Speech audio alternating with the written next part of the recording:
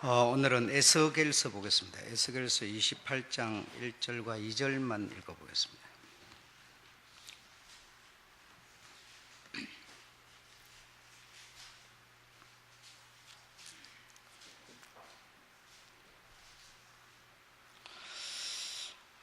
(28장) 1절과 2절 다 함께 읽겠습니다. 시작. 여호와의 말씀이 또 내게 임하여 가라사대 인자야, 너는 도로 왕에게 이르기를, 주 여호와의 말씀에 내 마음이 교만하여 말하기를, 나는 신이라 내가 하나님의 자리 곧 바다 중심에 앉았다 하도다. 내 마음이 하나님의 마음 같은 채 할지라도 너는 사람이요 신이 아니거늘. 신이 아니거늘. 그래서 지금 쭉 이어서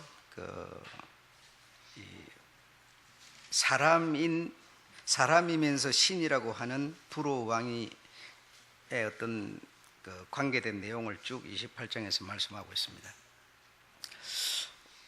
오늘은 인본주의의 악동 알렉산더에 대해서 말씀드리겠습니다. 하나님의 원수 그러면 하나님의 원수는 동물일 수도 없고, 그죠? 동물일 수도 없고, 산천초목일 수도 없고. 하나님의 원수가 무엇이겠습니까? 하나님의 원수 그러면 우상 이렇게 돌을 또는 나무를 또 이런 어떤 흙을 가지고 이렇게 형상을 만들었다고 해서 그게 하나님의 원수가 될 수 없습니다. 하나님의 원수는 생기가 있어야 되고 살아 있어야 되고 말할 수 있어야 되고 그래야 됩니다. 그래서 하나님의 원수는 누구인가 하면 사람이 하나님의 원수입니다. 사람이라는 존재가 하나님의 원수가 될 수 있다. 그래서 여기서 지금 두로 왕이 왜 하나님의 원수인가 하면 두로 왕은 우리와 똑같은 사람이죠. 똑같은 사람인데 왜 원수인가 하면 그가 생기가 있고 그가 생각이 있고 감정이 있고 의지가 있고 그런 우리와 똑같은 사람이죠. 사람인데 자기가 뭐라고요? 신이라 한다 이거예요. 자기가 신이라 한다. 자기가 신도 아니면서 사람이면서 피조물이면서 조물주 즉 신이라 하기 때문에 그가 하나님의 원수라는 겁니다. 원수.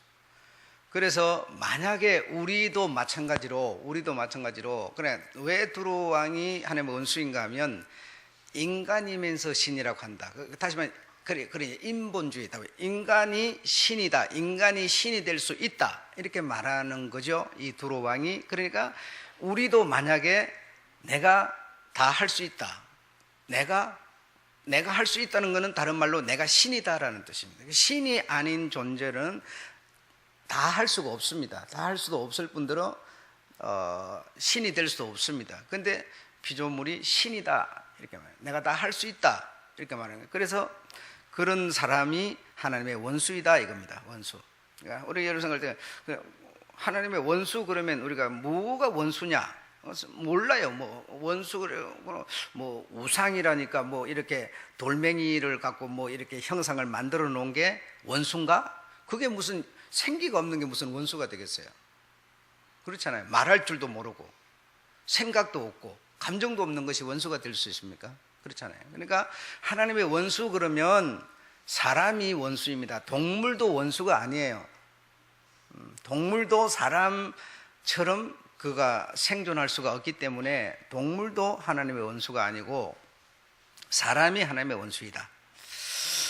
에덴 동산에서 뱀의 유혹을 받아서 하나님이 먹지 말라는 그 열매를 먹게 됩니다. 먹게 되니까 그때부터 어떤 일이 일어나는가 하면 사람들에게 하나님의 말씀을 거역하고 먹어버린 사람들에게 어떤 현상이 일어나는가 하면 하나님의 말씀을, 하나님의 간섭을 외면하고 내가 이제 스스로 내가 친히 결정을 하자, 선악을 분별하자 이렇게 되는 거예요.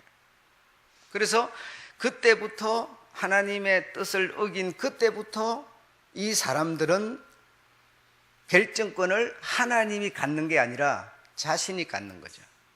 선악 분별, 선악의 결정, 이 모든 것들을 자신이 가져버리는 겁니다. 자신이. 그렇게 자신이 가져버리다 보니까 하나님의 자리에 자기가 올라앉고 싶은 욕망이 싹트기 시작하는 거죠. 싹트기 시작하는 거죠. 내가 결정권자가 되다 보니까 그걸 보고 우리가 단어로 표현할 때는 뭐라고 그럽니까? 교만이라고 그렇게 표현한 거죠.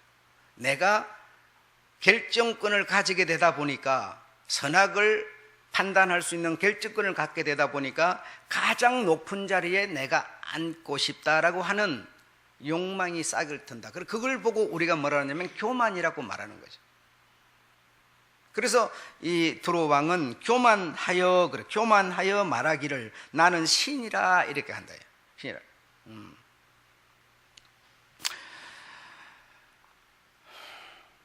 그래서 사람의 인격, 그때부터 사람의 인격 속에는 하나님을, 절대자를 벗어나려고 하는 그런 움직임, 인격 속의 움직임, 마음에 싹이 트기 시작하는 거죠. 그분의 지배를 받기 싫어하는 거죠. 요즘에 이제 아이들 낳아놓으면은 어머니, 아버지, 부모 밑에서 이렇게 살다가 그 의지가 부모로부터 싹 벗어나는 계기가 있죠. 예, 그가 뭐 중학교 때가 될지 고등학교 때가 될지 모르겠습니다만 어쨌든 어떤 부모의 지배 아래에서 이 의지가 종속돼 있다가 그 의지가 어떤 자기를 지배할 수 있는 자에게서 이렇게 벗어나려고 하는 그때 결정을 그때는 자기가 하기 시작하는 거죠. 그때. 그래서 하나님을 벗어나려고 하는 그런 생각, 인격 속에 그런 생각, 또 하나는 하나님의 말씀 안에서 그냥 머무르려고, 그 말씀 안에 머물려고 하는 그 생각, 이 두 생각이 그 인격 속에 혼재하게 되는 거죠. 두 생각이 혼재해서 어떤 이런 절대자로부터, 어떤 지배자로부터 벗어났으면 좋겠다. 그래서 내가 이제 결정을 하고 내가 판단을 하고 내가 길을 개척했으면 좋겠다. 이런 사람, 그런 마음과 우리는 피조물이므로 조물주 결정권자에 의해서 그 안에서 살려고 하는 거예요. 그러니까 예를 들어서 뭐 이렇게 예를 들어서 어떤 의지가 초등학교부터 중학교에 가가지고 어떤 의지가 벗어난다 하더라도 벗어나는 사람, 그 아이가 그래도 가정이라고 하는 그 테두리를 벗어나지 않는 아이가 있고, 그렇죠? 그냥 의지와 함께 가정을 쑥 벗어나 버리는 아이가 있고, 이렇죠. 그래, 그 두 마음이 우리 마음 속에 혼재하기 시작합니다. 두 개가 살기 시작하는 거죠. 두 개가. 그래서 두 개가 살기 시작하기 때문에 부모의 어떤 권한, 부모의 어떤 지배 아래서 같이는 살고 있어도 사실은 벗어나 있는 아이가 있을 수 있어요. 예, 그러니까 이 두 마음 때문에 그런 것이다. 두 마음 때문에. 그래서 아무리 하나님이 우리 보고 뭐라고 그래도 우리가 그 말의 지배를 안 받는 경우가 많이 있고, 또 그 말의 지배를 받는 우리가, 그건 언제나 우리 두 마음 때문에 그러는 것이다. 그래서 만약에 하나님의 지배를 벗어나서 내가 이제 결정을 하고 선택을 하고 내가 길을 정하고 이렇게 된 상태를 다시 말하면 내가 할 수 있다, 다른 말로 표현하면 내가 신이다, 이렇게 되는 것이죠. 그걸 보고 이제 우리는 교만이라 이렇게 표현을 한다 이 말이죠. 내가 교만해진 것이다. 그래서 하나님의 뜻을 이렇게 따르려고 하는 생각, 하나님의 뜻을 벗어나려고 하는 생각, 두 생각이 존재하는데, 벗어나려고 하는 생각을 우리가 통합적으로 표현할 때 인본주의다 이렇게 표현한다 이 말이죠. 인본주의다. 그래서 그때부터 이제 하나님의 품을 벗어나려고 하는 생각과 하나님의 품을 벗어나지 않고 그 안에서 살려고 하는 두 생각이 혼재하면서, 그때부터 이 두 생각이 혼재하는 그때부터 변화가 왔는데, 무슨 변화가 왔느냐? 자식을 많이 낳아야 되겠다. 자식을 낳아야 되겠다고 하는 그런 생각이 그때부터 사람들에게 생기기 시작하는 거죠. 그래서 자식이 많이 생기게 되는데, 이 자식이 많이 생기는 이것이 하나님의 곧 뜻이었습니다. 번성하고 충만하라고 하는 하나님의 말씀이 이미 나왔고, 그 말씀대로 이들은 사실은 하나님의 말씀을 따르고자 함은 아니지만, 그러나 어쨌든 자식을 내가 낳아야 되겠다, 자식을 번성시켜야 되겠다, 이런 생각이 그들 속에 오게 된 겁니다. 그래서 이제 결혼을 하고 자식을 낳고 이런 일이 많아지게 되는데, 왜 자식을 낳아야 되겠다고 생각을 했는가 하면, 그들이 하나님의 뜻이기 때문에 낳아야 되겠다, 이건 아니고 살아남기 위해서, 두려움을 극복하기 위해서, 뭔가 자기의 인격 속에, 자기의 마음 속에 뭔가 알지 못하는 불안, 알지 못하는 두려움이 사로잡는 거예요. 어쨌든 절대자를 벗어나버리게 되면, 어떤 의지할 대상이 없어져 버리고 나면, 내가 결정을 하고 내가 선택을 하고 내가 길을 잡다 보면, 물론 내가 선악을 판단해서 이렇게 하다 보면 우리 마음속에 알게 모르게 생기는 게 있는데, 그게 뭐냐? 불안한 게 생긴다, 두려움이 생긴다는 거예요. 그 두려움을 극복하기 위해서, 두려움을 극복하려면 나를 도와주는 사람이 있어야 된다, 나의 편이 있어야 한다, 나를 이해해 주는 사람이 있어야 한다. 그게 누구냐? 그 자식밖에 없는 거예요. 그래서 그때부터 자식을 낳기, 어떤 경쟁처럼 자식을 낳기 시작하는 거죠. 그래서 그 자식이 어떤 내 위로가 되고 내 힘이 되고 내 재산이 되고 이렇게 되는 것이죠. 그래서 우리 이런 그때도 그렇지만 지금도 마찬가지인데, 이 자식이라고 하는 이것을 우리가 이렇게 갖게 되는 것은 어떤 내 위안도 되고 내 위로도 되고 어떤 내 힘도 되고 권력도 되고 이렇게 되는 거거든요. 그래서 자식을 낳게 되는 겁니다. 그래서 그 자식을 의지하고 그래도 나를 그래도 지켜줄 사람은 누구냐? 자식밖에 없다. 그래서 자식을 낳게 되고, 이렇게 지금도 그런 것이라는 거예요. 살아남는 방법이 뭐냐? 자식이었다. 그래서 자식을 낳고, 그럼 그 자식이 태어나 가지고 또 그 인격 속에 두 마음을 갖게 되는 거예요. 부모의 설하에서 부모를 공경하면서 살아야 되겠다고 하는 그런 자식의 마음이 있고, 또 부모를 벗어나고 싶다, 부모의 어떤 그 억압을 벗어나서 좀 자유롭게 살고 싶다, 이런 또 마음이 그 내가 낳은 자식 속에서 또 두 마음이 생기게 되는 거죠. 그래서 빗나가는 아이, 바로 그래도 어떤 가정을 이루면서 이렇게 가는 아이, 이렇게 여러분이 인정하든 안 하든, 지금 사실 범죄는 사실은 남끼리의 범죄는 그렇게 많지 않습니다. 지금 범죄는 실제적으로 전부 혈육 간의 범죄가 더 혈육이 아닌 범죄보다 훨씬 더 많습니다. 그래서 이 부모 자식 지간이라도 부모는 자식을 자기의 위로로, 자기의 어떤 힘이 되기 위해서 낳았지만, 그 낳은 자식이 부모 마음 같지 않아서 부모를 배신하는 거죠. 부모를 공격하는 거죠. 부모를 죽이는 거죠. 그리고 자기가 그 부모의 자리에 올라가는 거죠. 이걸 보고 뭐라 그러냐? 바로 오늘 성경이 표현한, 본문이 표현한 내가 신이라. 내가 신이라. 신이 아니면서, 네가 부모가 아니면서 부모인 것으로 생각한다. 그건 내가 신이라 이거죠. 그런 사건이 계속 전개가 되고 있다 이 말입니다. 그래서 자식을 많이 낳는 것은, 이렇게 번성시키는 것은 하나님의 뜻이었지만, 하나님의 뜻을 따라서 낳은 게 아니고, 어떤 내가 범죄를 하고 어떤 위협하는 존재들이 많아지다 보니까 살아남는 방법으로서 자식을 낳기 시작한 것이다. 그래서 자식을 이렇게 많이 의존하려고 하는 그거는 그렇게 하나님의 뜻과는 조금 맞지 않습니다. 너무 자식을 의존하려고 하지 마십시오. 그러면 자식이 부모 마음 같으면 좋은데, 부모 마음 같은 자식이 그렇게 많지 않습니다.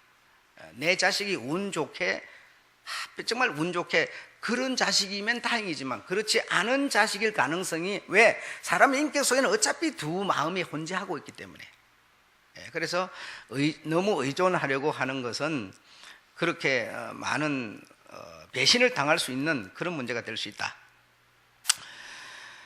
그래서 이 세계 역사를 이렇게 쭉 보면 처음에 하나님을 반역하고 배신하는 집안이 어떤 집안인가 하면 함 집안이었습니다. 함 집안인데 이 함 집안에 있던 하나님의 배신의 정신이 함 집안을 통해서 세계를 정복하고 세계의 주인이 되었습니다. 주인이 되었다가 이 배신의 정신과 마음이 다시 옮겨가는데 어디로 옮겨가는가 하면 바로 이 야벳 족속으로 옮겨갑니다. 야벳 족속으로 옮겨가서 야벳 족속이 다시 말하면 이 함이 가지고 있던 정신을 이어받아 가지고 야벳 족속이 다시 함이 가지고 있던 그 배신 정신, 인본주의 정신을 다시 물려받게 되는 거죠.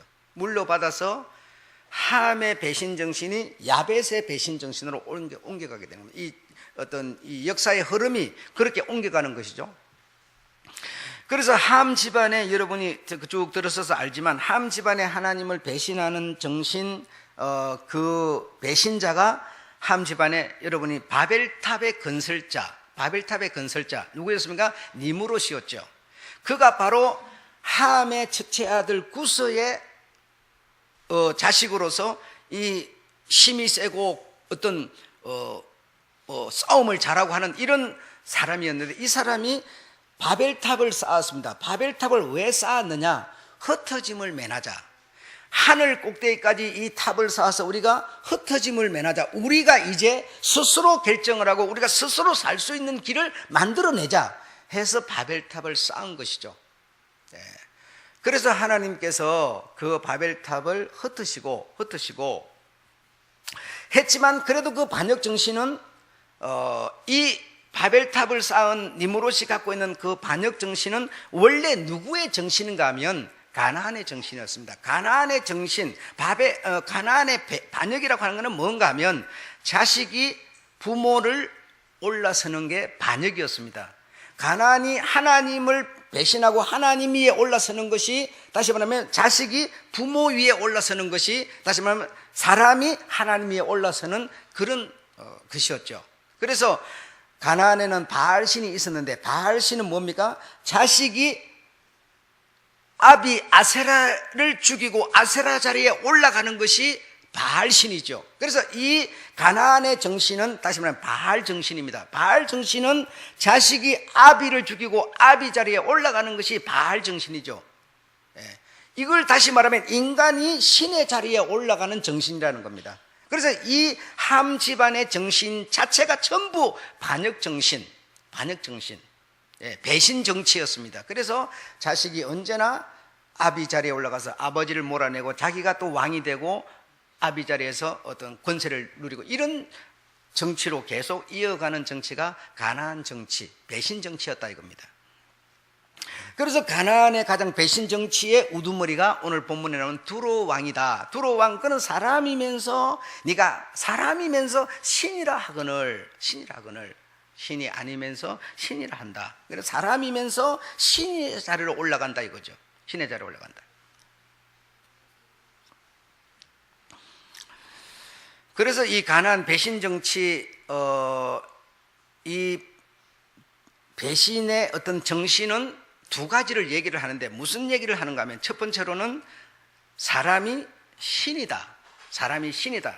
이 두로 왕 내가 곧 신이다 라고 말하고, 두 번째로는 사람은 곧 신이 될 수 있다라고 말하는 거죠. 사람은 신이 될 수 있다. 그래서 이 두 얘기를 함으로써 그걸 통틀어서 우리는 인본주의다 이렇게 표현을 하는 겁니다. 인본주의다. 그래서 사람은 아무리 많이 배워도, 아무리 잘났어도, 아무리 무술 실력이 뛰어나도 신이 될 수 없습니다. 그런데 이 배신 정치를 하는 이 가나안 정신은 사람이 신이다. 네가 두로 왕이 뭐죠? 나는 신이라 이러면서 그뿐 아니라 너희들도 신이 될 수 있다라고 말하는 거죠. 너희들도 신이 될 수 있다. 그래서 요즘에 우리 사회에 보게 되면 성과급 뭐 이런 말, 성과급, 능률주의 이런 말이 나옵니다. 그리고 그것도 사실 알고 보면 어디로부터 발생된 건가 하면 인본주의로부터 발생되는 겁니다. 그래서 곧 다시 말하면 내가 수많은 사람을 밟고 올라설 수 있다. 나도 노력하면은 잘 살 수 있다. 나도 노력하면 대장이 될 수 있고, 노력하면 내가 큰 성과급을 얻을 수 있다 라고 하는 능률주의, 성과급, 이 모든 얘기들은 인본주의로부터 발생된 단어들입니다. 예. 그래서 나는 많이 이제 성과를 올려서 성과급을 받게 되니까 나는 참 좋지요. 좋지만 그리고 내가 그리 됨으로 인해서 결과적으로 그렇게 되는 사람 때문에 우는 사람이, 음지에서 우는 사람이 많이 발생하게 되죠. 예. 계급주의. 예. 그래서 이 우리가 살고 있는 인본주의도 사실, 민주주의도 사실 알고 보면 계급주의거든요. 계급주의다 보니까 그 계급에서 도태되는 사람은 음지에서 슬피 울게 되는 겁니다. 그래서 이런 우리가 자본주의, 이 모든 것들이 사실 인본주의 정신에서 나온 것들입니다. 인본주의 정신에서. 내가 노력만 하면 대장이 될 수 있고, 내가 노력만 하면 신이 될 수 있고, 가장 높은 사람, 가장 위대한 인정받는 사람이 될 수 있고, 그게 뭐냐면 참 우리 하나님처럼 뛰어난 그런 어떤 좋은 정신을 가지고 그리 되면, 내가 뛰어났다, 높아졌다, 그러면 높아진 거 가지고 우리가 어떻게 하겠어요? 안 높아진 사람, 음지에서 우는 사람을 돌아보게 되겠죠. 그러나 인본주의 정신으로 그렇게 되는 사람은 돌아보는 법이 없습니다. 저 사람은 게을러서 저렇게 된 거니까 지 몫이야, 지 운명이야, 이렇게 하는 거고, 나는 노력해서 올라선 거니까 내 자랑이야, 이렇게 되는 겁니다. 그걸 우리가 종합해서 뭐라고 그러냐? 교만이라고 표현하는 겁니다. 예. 그러니까 이런 눈에 보이지 않는 이런 정신들이 사실은 알고 보니까 다 하나님께는 뭐예요? 원수들이다, 이 말이죠. 원수들이다. 살아있는 존재가 아니면 원수가 될 수 없습니다. 그래서 결국 이 두로 왕은 이런 어떤 모략으로 다윗과 솔로몬을 무너뜨렸죠. 그리고 바알 정신은 아합 왕을 무너뜨렸죠. 결국 북왕국, 남왕국을 무너뜨렸죠. 그래서 결국 이 인본주의 정신의 극치를 달리고 있는 세계를 장악하는 바벨론이 세계를 장악하게 되는 겁니다. 인본주의 정신이 세계를 장악하게 됐어요. 그래서 느부갓네살, 바벨론의 첫 왕 느부갓네살은 자기가 세상을 움직이는 왕이기 때문에 뭐죠? 내가 뭐요? 곧 신이다. 신이다라고 하는 그 왕에게 하나님은 꿈을 통해서 계시를 합니다. 그래서 꿈을 통해서 계시를 받았는데 이 왕이 무슨 꿈을 꾸었는데 도무지 알 수가 없어요. 답답한 겁니다. 절대로 예사로운 꿈은 아닌데 희한한 꿈을 꾼 겁니다. 그래서 그 꿈을 다니엘이 바로 다음에 나오죠. 너는 사람이면서 신이 아니거늘 내가 다니엘보다 지혜로워서 엄밀한 것을 깨달지 못할 것이 없다 하고, 뭐 없기는 뭐어요? 하나도 깨달지 못했으면서 다니엘만이 하나님이 주는 그 정신으로 그 이상을 보았을 뿐이지 아무도 깨달지 못해. 그러면서 다니엘보다도 더 지혜롭다, 이렇게 말하는 겁니다. 그래서 다니엘이 그 꿈을 해석을 해보니까 무슨 꿈이었는가 하면, 머리는 금이고 가슴은 은이고 팔은 동이고 발은 흙이고 철이고 이상한 그런 꿈을 꿨어요. 그래서 그것을 쫙 해석해 내렸어요. 그래서 머리 금은 바벨론 느부갓네살 당신입니다. 그리고 가슴에 은은 메대입니다. 메대라고 하는 나라가 당신을 이길 겁니다. 그리고 이 팔은 동인데 이 동은 헬라입니다. 이 발은 철인데 이거는 뭡니까? 다시 말하면 로마입니다 하면서 설명을 쭉 해드렸죠. 그래서 이 정치가, 이 세계의 움직임이 다니엘이 본 이상으로 처음에는 인본주의 극치를 달리는 바벨론이 정권을 잡고, 그 다음에 메대가 이 정권을, 세계 정권을 잡고, 그 다음에 세 번째가 헬라라고 하는 이 야벳 족속이 세계 정치를 잡고, 그 다음에 로마가 세계 정치를 잡는 그런 이상을 다 설명해 드렸죠. 그러면서 이 왕이 밖에 쫓겨나가지고 7년 동안 풀을 먹고 있을 것이다라고 하는 그런 해석을 다니엘을 통해서 받게 되는 겁니다. 그 하나님이 보여준, 그러니까 사람이 신이라고 하면서 신자리에 앉아 있지만 그 모든 세계는 사실은 알고 보니까 전부 하나님의 소나기 아래 놀고 있었던 겁니다. 그래서 하나님께서 다니엘을 통해서 그렇게 보여주시고, 그래서 이 느부갓네살은 세계를 지배하는 바벨론 인본, 인간이 신이고 인간이 가장 힘이 센 존재니 인간을 이길 존재가 어디 있습니까? 아무리 큰 코끼리도 사람을 이길 수 없지 않습니까? 아무리 바다에 거대한 물고기가 막 집체 같은 게 돌아다녀도 사람을 이길 수 없지 않습니까? 사람이 가장 두려운 존재죠. 그래서 이 느부갓네살을 결국 메대라고 하는 고레서 왕이 결국 점령해 버렸습니다. 그러니까 이제 이 고레서는 바벨론을 다시 정권을 이어받아서 무슨 정치를 폈는가 하면 포로들을 다시 귀환시켜주는 합리적인 정치를 폈습니다. 그래서 유대인들을 고향으로 돌려보내는 일을 하게 됐죠. 그런 정치를 펴는 이 고레서는 자신을 일컬어서 나는 신이라 이랬습니다. 나는 신이라. 정치의 방향만 달랐지 그들이 가지고 있는 정신은 여전히 똑같은 정신이었습니다. 나는 신이라. 저 사람들은 독재를 썼지만 잡아와서 노역을 시키고 종으로 삼았지만 그 종들을 나는 본국으로 돌려보내주는 합리적인 정치를 펼쳤을 뿐이다. 그 정치의 어떤 길이 달랐지 역시 여전히 그들의 정신은 인본주의 정신, 내가 신이라 이랬습니다. 신이라. 그래서 고레서가 다시 이제 예루살렘의 이 유다인들을 다시 돌려보내주는 어떤 귀한 정책을 펼쳤고, 그 다음에 세 번째 이 바벨론 정신, 인본주의 정신을 이어받는 왕이 누구인가 하면 아하수에로라고 하는 왕이었습니다. 그때 이제 에스더라고 하는 지혜롭고 용감한 여자가 이 왕의 왕비가 돼가지고 유다인을 다시 살려내는 얘기를 여러분은 들으셨습니다. 그런데 이 아하수에로도 결국은 자신의 위치와 자신의 어떤 군자를 튼튼하게 하기 위해서 무슨 일을 펼쳤는가 하면 헬라를 공격을 했습니다. 그러나 공격을 했지만 승리를 이끌어내지 못하고 참패를 당하고 돌아와서 그가 펼친 정책이 내실을 튼튼하게 하자, 나라 안이 튼튼해야 된다 해가지고 하만을 총리로 세우는 일을 했고, 총리는 이 하만은 다시 말하면 골리앗 그 사람의 집안이었기 때문에 유다인들 간에 1000년 동안 원수로 살아오는 집안이었습니다. 그래서 유다인들을 완전히 전멸 작전을 펼쳤지만 결국 하만이 이 모르드게가 달려야 되는 십자가에 달리고 장대에 달리고 결국 유다인들은 오히려 자유를, 이 에스더로 인하여서 자유를 얻는 어떤 영광을 누리게 됐죠.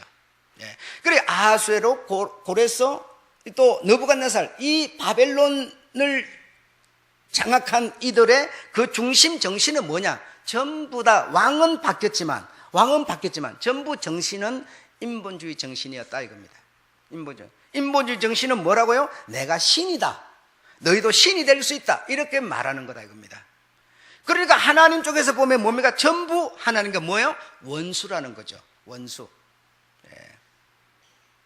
그 많은 분들이 하나님의 원수가 누군지도 모르는 사람이 참 많습니다. 그러니까 하나님의 원수 그러면 사탄, 이렇게 여러분, 내가 여러분 하나님 원수가 누구예요? 여러분 틀림없이 사탄 그럴 거예요. 사탄이 하나님의 원수지만 사탄이 사람을 통해서 일을 하잖아요. 사람을 통하지 않으면 그 영물이 뭘 하겠어요? 아무것도 못하는 거예요. 하나님이 영이신데 하나님이 사람을 안 통하면 무슨 일을 할 수 있어요? 아무 일도 못해요. 영은 여러분, 우리 사람의 전체, 그래 우리가 신앙생활을 하는데 설교를 여러분 듣습니다. 듣는데 여러분 세상에 나가면 설교 들은 것이 아무런 의미가 없어져 버려요. 왜 그러냐? 설교는 이상주의의 얘기를 듣는 거지만 나가면 뭐가 돼요? 현실주의가 돼버리기 때문에, 이게 매치가 안 되기 때문에 계속 이게 물과 기름처럼 건너라 버리는 거예요. 그러니까 여러분이 아무리 여기서 들어도 들은 대로 내가 일주일은 살아보려고 그러지만 들은 것이 어디로 갔는지 모르고 그냥 싹 빠져나가 버려요. 그냥 공기 빠져나가든 그리고 현실주의와 이상주의가 안 맞는 것이죠. 그리고 영은 다시 말하면 손에 잡히는 것도 보이는 것도 아니고 냄새도 없기 때문에 영 스스로는 아무것도 할 수가 없습니다. 그래서 이 영 하나님은 하나님을 믿고 따르는 사람들을 통해서 하나님은 일을 하시는 거고, 사탄도 역시 자기를 이해해주고 자기를 받아주고 자기를 믿는 그런 사람들을 통해서 일을 하는 겁니다. 그래서 결국은 사람 대 사람의 싸움이요, 결국 영과의 싸움이에요, 여러분. 그래서 내가 현실에 나가면 현실 때문에 이 하나님의 말씀을 들은 것이 나를 지배하지 못하는 것은 사탄이 뭘 나를 이상하게 이렇게 해서가 아니라, 이게 우리 이 육신은 현실주의라고 하는, 현실이라고 하는 것을 따라서 살도록 육신은 되어 있기 때문에, 육신이 먹지 않고 입지 않고 마시지 않고 잠을 자지 않고 살 수 있습니까? 전혀 불가능하죠. 그러나 영은 먹지 않고 자지 않고 입지 않고 쉬지 않고도 영은 살 수 있는 거예요. 그런데 육신은 절대로 그거야. 내가 육신이기 때문에 현실주의를 외면할 수가 없는 거예요. 그러면서 이 현실주의와 끊임없이 우리는 부딪히면서 뭐가 자라가요? 믿음이라는 게 자라가고 있는 거예요. 믿음이라는 것이.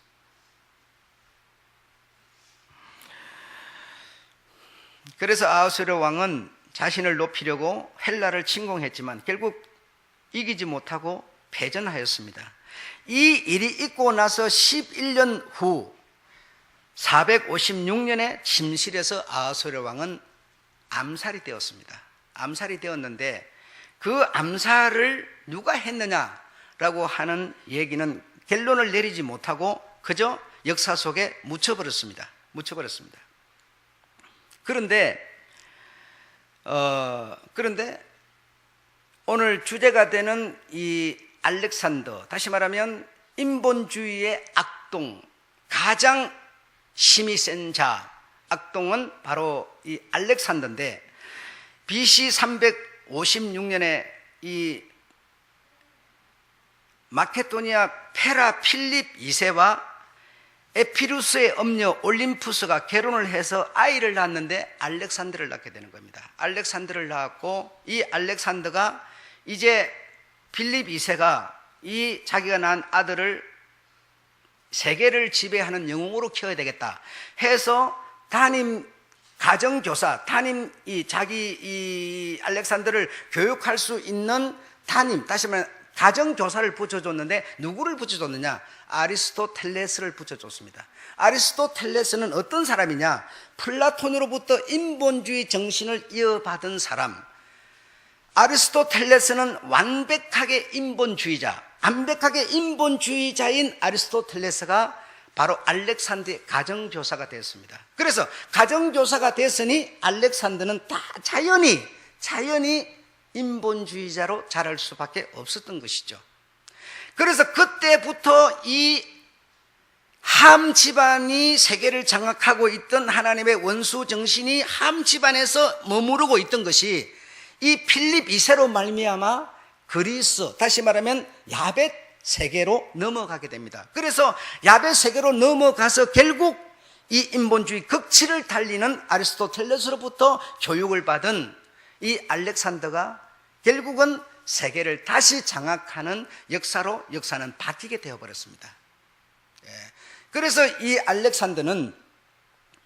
알렉산더를 가르치는 이 선생 아리스토텔레스와 알렉산더가 실물 교육을 하기 위해서 어떤 교회의 어떤 동굴로 갔습니다. 동굴에 가서 이런 얘기 저런 얘기를 하고 있는데, 동굴 천정에서 물이 똑똑 떨어집니다. 이 물방울이 똑똑 떨어지는 것을 보고 선생인 아리스토텔레스가 그 왕자에게 뭐라고 했는가 하면, 왕자여, 이 물이 위에서 왜 떨어지는지 아시오 하니까, 그걸 내가 어찌 압니까? 선생이 가르쳐 주셔야죠. 그러니까 선생이 뭐라 가르쳐 줬는가 하면, 이 땅에 있는 섞이니까 이게 몽글몽글 하늘로 올라가잖아요. 피어서 올라가면 위에 있는 찬 공기와 만나서 다시 찬 공기에 만나서 물방울이 돼서 떨어지는 겁니다. 그것을 우리는 일컬어서 비라고 하는 겁니다. 이렇게 가르쳐 줍니다. 그러니까 그 알렉산더가 하는 말이, 그러면 우산을 받치면 되겠네요 그랬어요. 우산을 받치면 내가 비를 맞지 않겠군요, 이렇게 되는 거죠. 맞습니다. 바로 그겁니다.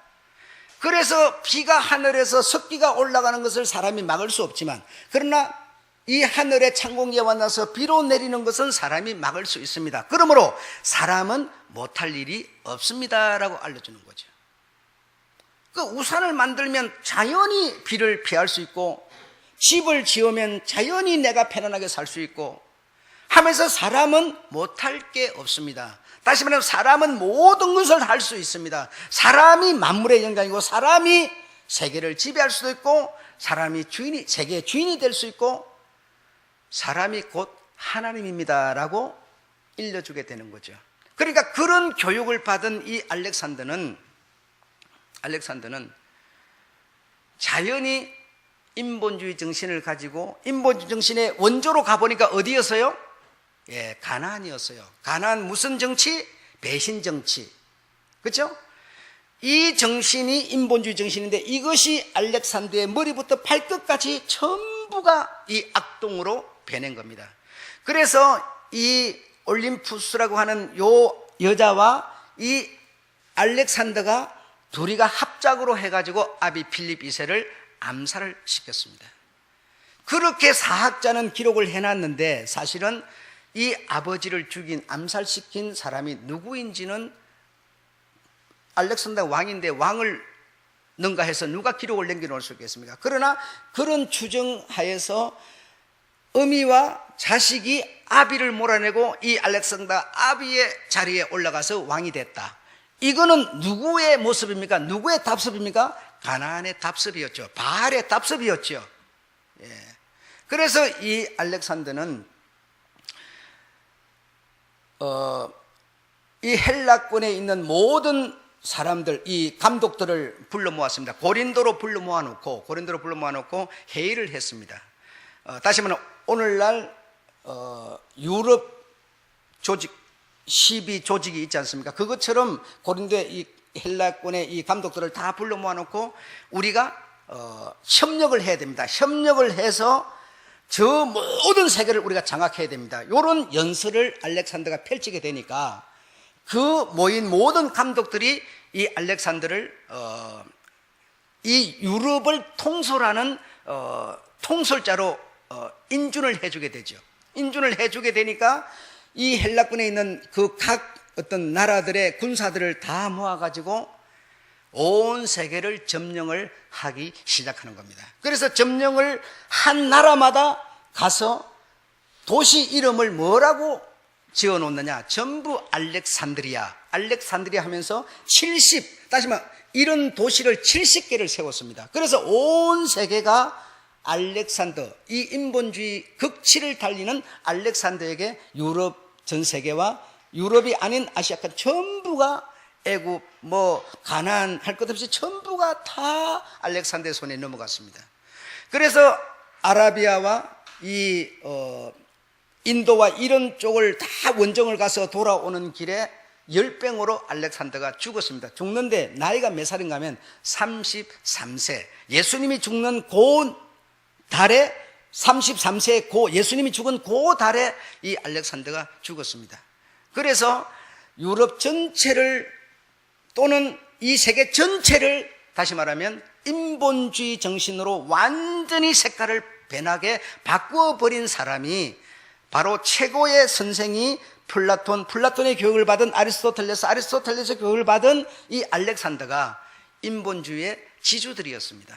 그래서 그들의 정신을 받은 오늘날 대학들은 전부 아리스토텔레스 교육, 플라톤의 교육, 알렉산더 교육을 받고 있습니다. 오늘날 이 세간 학문들이라고 하는 것은 전부 사실 알고 보면 인본주의 교육을 받고 있는 것이요, 인본주의 교육을 받는 것에 그러면 결과는 뭐냐? 발전이라는 겁니다. 그러니까 인본주의 정신으로 교육을 내가 받으면 받은 나에게서 나타나는 건 뭐냐? 발전이라는 게 물질 문명이 발전하는 것으로 나타나게 되죠. 예. 그래서 지금 이 세계는 무슨 말을 하면서 계속 달려갑니까? 발전이라고 하는 이름으로 달려가는 겁니다. 예. 문화 발전, 나라 발전, 인간 발전 전부 발전으로. 사람도 여러분 얼마나 발전했어요. 사람의 이 구멍을 뚫어가지고 거기에 이렇게 간에 뭐가 들어가가지고 치료를 하고 이 주사 약을 집어 넣어주고 이게 여러분 얼마나 발전해. 끝이 없습니다.